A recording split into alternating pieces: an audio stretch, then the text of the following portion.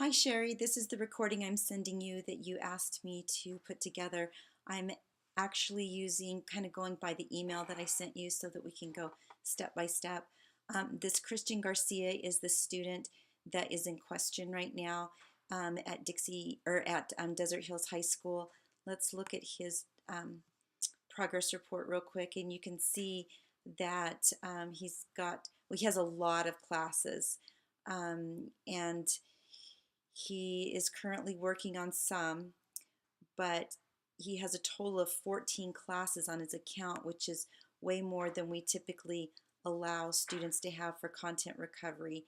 And he's finished some of them. Well, he hasn't really finished any of them at a relative grade.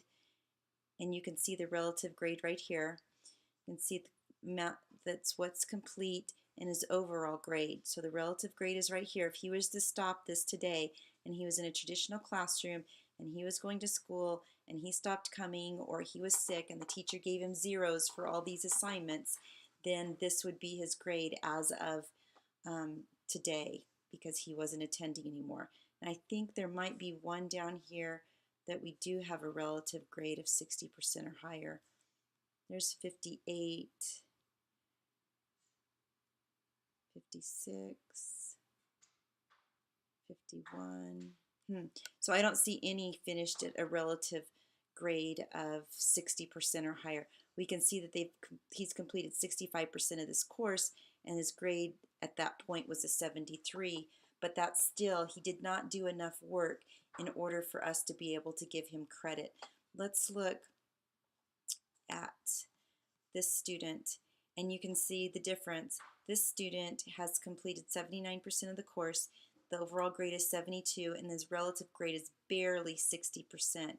So you can see that he has done enough in order to be able to for us to give him credit.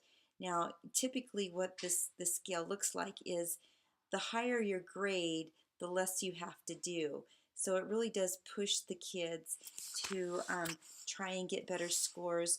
A lot of the middle schools don't even let the kids leave with a relative grade. They say they have to do 100% of the course and have a 60% or higher passing grade.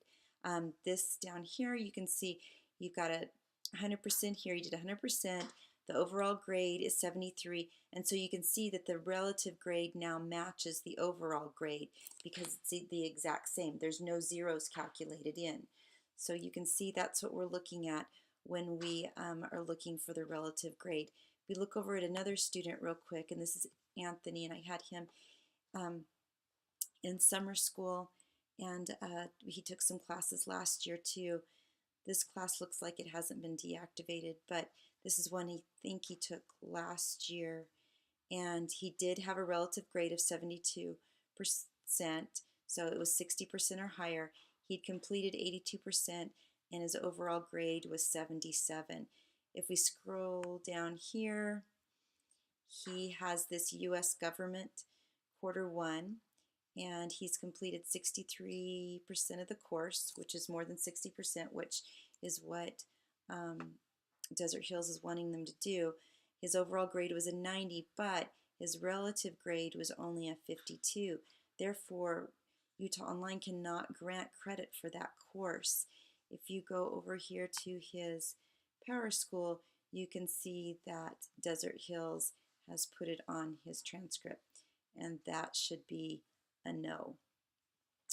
He has it on his transcript down here for his language arts, but he hasn't paid for it yet. So that's why there's an NC. But this has been given credit, and the credit was not earned.